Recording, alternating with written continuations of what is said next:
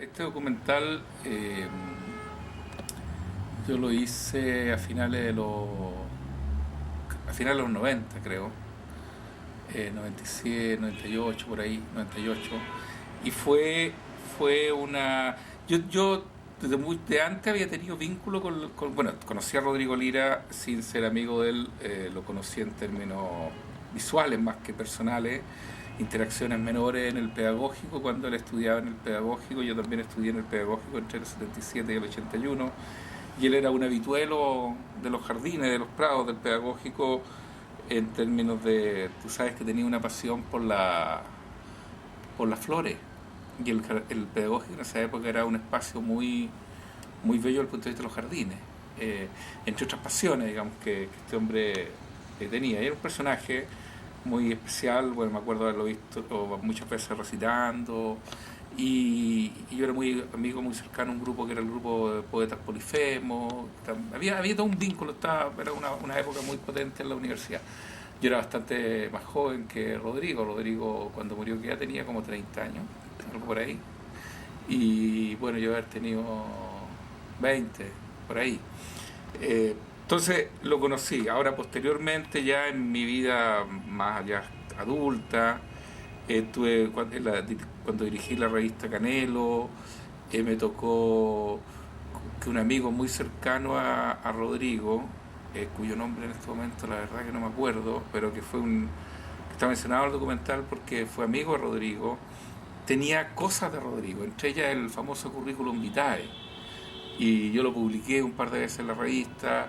Entonces fue siempre una persona, además de que me gustaba su obra, si se puede llamar de esa manera, lo que hizo, bueno, fue su obra, digamos, ¿no? Y, y,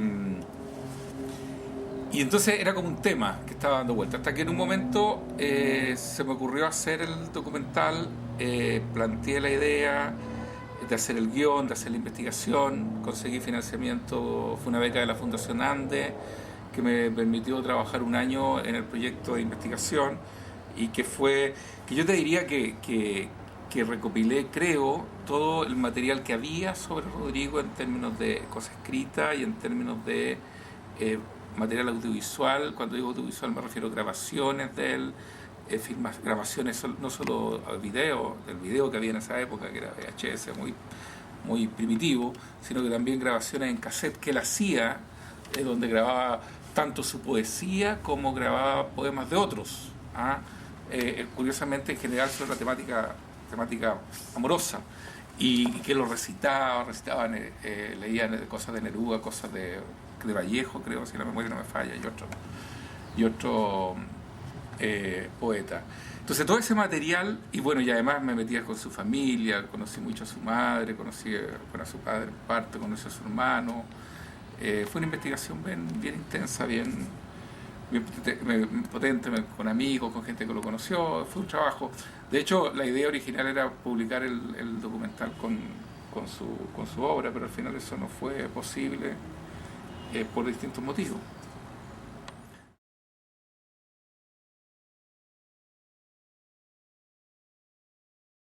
Mira, el psiquiatra no sé, la verdad, no sé. No tuve mayor... Conversé con él un par de veces porque yo sé que, y con esto te respondo a la segunda consulta, yo sé que la mamá no quedó conforme con el documental.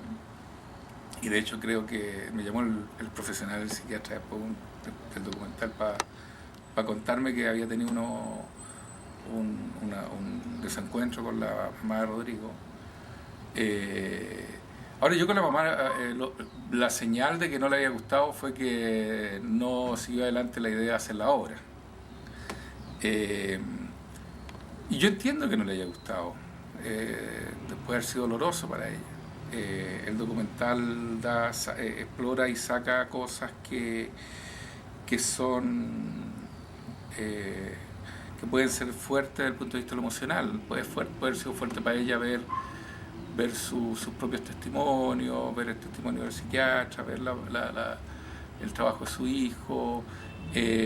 No sé, algo le tiene que haber pasado. Ahora, yo creo que el documental no es un tema, no hay ninguna cosa. O sea, yo encuentro que la señora es una madre como tantas, ¿ah? Y las madres son personas marcadoras en la vida de nosotros, de cada uno. Entonces son sumamente intensas y su intensidad se nota en el documental. Pero no le gustó, ahora yo lo siento, porque ella la verdad que fue muy clever, fue muy colaboradora, me abrió las puertas, yo le agradezco eso y lamento, y yo espero que esto estamos hablando hace harto rato ya, pues, estamos hablando hace 10 años casi. Yo espero que con el tiempo ella haya como reenfocado el punto, o sea, porque yo creo que no hay mácula como para que no le haya gustado. Además, la manera de aproximarse a Rodrigo es profundamente respetuosa, el que habla siempre es él, habla siempre él, es su poesía, son sus palabras, son sus lecturas. Y cuando no habla Rodrigo, habla el hermano que lee cosas de Rodrigo, y el hermano toca música en el documental. Entonces yo estoy muy agradecido a lo que ellos, y lamento, y tal vez una pena que no hayan conectado con, ahora como el documental hizo una opción, o yo hice una opción por conectar con esa parte, ese dolor que trasunta la poesía de Rodrigo. Tal vez ellos esperaban una cosa más elegíaca, o una danza de testimonios de amigos que hablaran sobre Rodrigo, pero la opción que yo hice fue otra, fue la poesía, el currículo, la poesía y la madre muy potente en la vida de Rodrigo, y el profesional que lo conoció, que lo trató muy potente también en la vida de Rodrigo, que era en cuenta de su mirada. Y aparentemente esa fue una opción que ellos no la entendieron.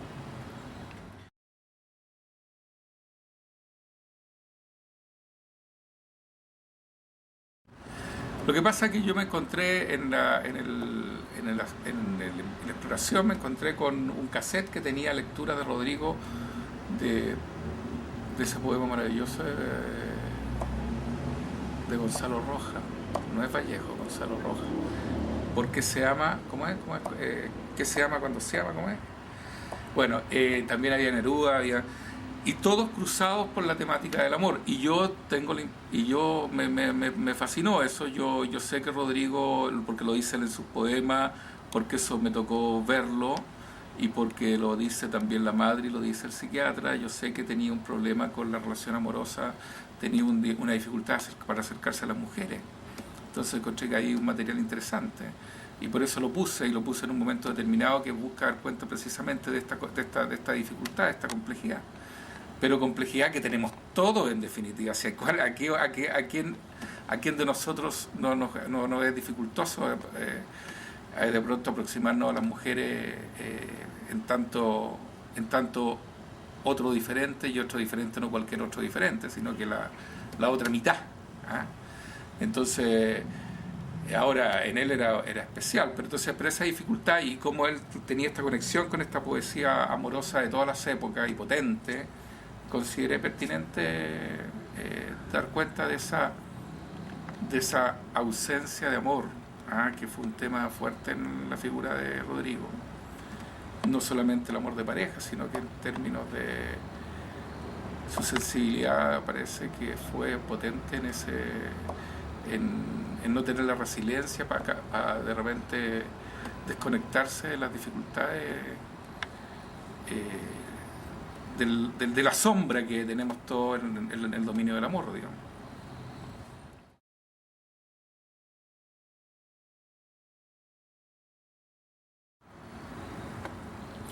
Mira, yo creo que si les permite conocerlo, o tratar o conectar un poquito con su sensibilidad, con su dolor, con su cuento, con su intensidad, eh, bien, eso, conectar con eso. Y nada, o sea, yo creo que eso es el objetivo, mostrar su poesía. Esto escribió, este fue su periplo, esto le pasó, con esto conectó, con esto no conectó. Ahora, y esto que estoy diciendo lo digo sumamente entre comillas, porque la verdad es que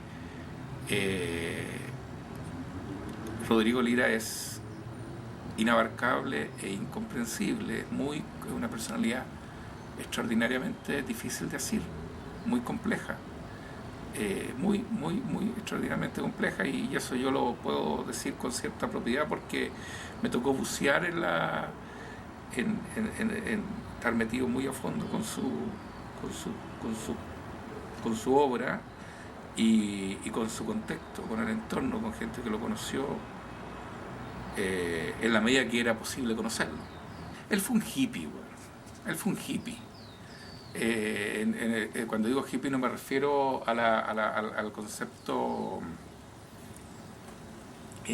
¿cómo se dice?, medio de diario, ¿eh? Sino que me refiero a esa generación poderosa en los años 60, una generación muy poderosa, en un momento histórico, y una generación muy poderosa, eh, profundamente creativa, muy desgarrada en estos temas mismos que hablábamos antes. Fue la generación como que empezó a reconocer el desamor de los padres, en términos de reconocer que vivía en un mundo el amor de esos dos pilares era un amor súper frágil. Y esto lo digo porque en definitiva, porque aunque parezca una cosita un poquito cliché, pero antes de esa degeneración como que no, como que había un aceptar y un reconocimiento de esa complejidad. Las parejas como que vivían y ocultaban y bajaban, metían todo bajo la alfombra y no emergían ciertas complejidades que había en ella. En esa generación empieza la separación, empieza la ruptura, empieza como a darse cuenta, y viene toda esa rebeldía juvenil y esa ruptura con los padres, una ruptura generacional súper poderosa que emerge ahí, que bueno, yo creo que el ícono máximo es cosa de leer su biografía a nivel global, a nivel occidente, es el drama de Jim Morrison. Es súper poderoso si tú lees la biografía existencial de él. Entonces, en ese sentido, una generación que tiene ese desgarro, por otro lado, sumamente creativa, que empieza a conectar con temáticas nuevas como el tema de la ecología, como el tema de acercarse a la espiritualidad oriente, y curiosamente son temáticas que Rodrigo fue adelantado. O sea, tenía un cuento con la ecología, pero no un cuento desde la ideología, sino un cuento como desde una sensibilidad súper profunda. Y como digo, también fue un tipo que conectaba con lo... Bueno, que acuérdate que es la época en que los Beatles también viajan para allá. Entonces, él como que conectó con ese... Bueno, muchos otros conectaron, pero ojo, no era en Chile Chile estaba más volcado hacia la exterioridad social, el joven. Él estaba más conectado con estas cosas que eran un poquito más avanzadas, más evolucionadas en el contexto chileno, digamos. Y él, o sea, fue en ese sentido, fue un hombre profundamente conectado a su época. En ese sentido es poeta también, profundamente conectado su sensibilidad a la sensibilidad de la época que le tocó vivir.